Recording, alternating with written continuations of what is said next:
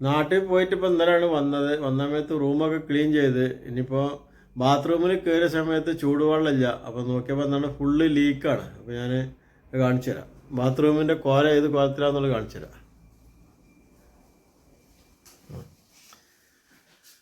വെള്ളം മൊത്തം ലീക്കായിട്ട് ആകെ മൊത്തം കറ പിടിച്ച് നാശമായി കിടക്കണം. മൊത്തത്തിൽ ആകെ വയർമുക്കൂടെയൊക്കെയാണ് വെള്ളം ഒലിക്കുന്നത്. ഹീറ്ററിൻ്റെ ഈ വെള്ളത്തിൻ്റെ കണക്ഷൻ്റെ ഈ ഭാഗത്ത് കൂടെയൊക്കെ വെള്ളം ഒലിക്കുന്നത്. അപ്പോൾ ഇപ്പോൾ വിളിച്ച് പറഞ്ഞിട്ടുണ്ട്, നമ്മളെ കഫീലിനോട് പറഞ്ഞിട്ട് മൂപ്പര് ടെക്നീഷ്യനെ വിളിച്ച് പറഞ്ഞിട്ടുണ്ട്. ഇപ്പോൾ വരാമെന്ന് പറഞ്ഞിട്ടുണ്ട്. വന്നു കഴിഞ്ഞ് ഇത് പുതിയത് മാറ്റിൻ്റെ ശേഷം ഇപ്പോൾ നമുക്ക് ചൂടുവെള്ളം ഓണാക്കാൻ പറ്റുള്ളൂ.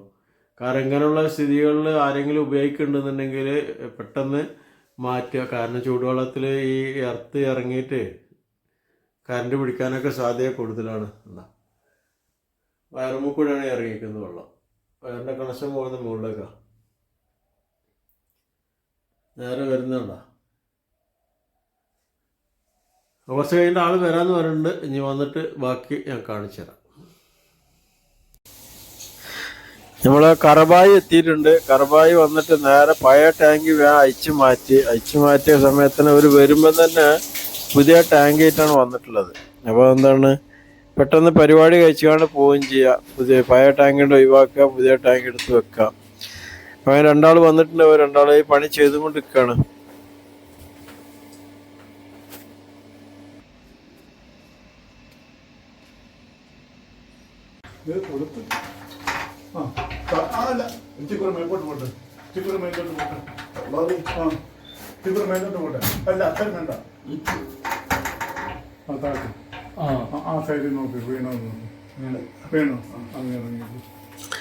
ഈ തണുപ്പ് സീസൺ ആയതിനെ കൊണ്ട് എല്ലാവരും ഈ ചൂടുവെള്ളം ഉപയോഗിച്ചാണ് കുളിക്കുന്നത്.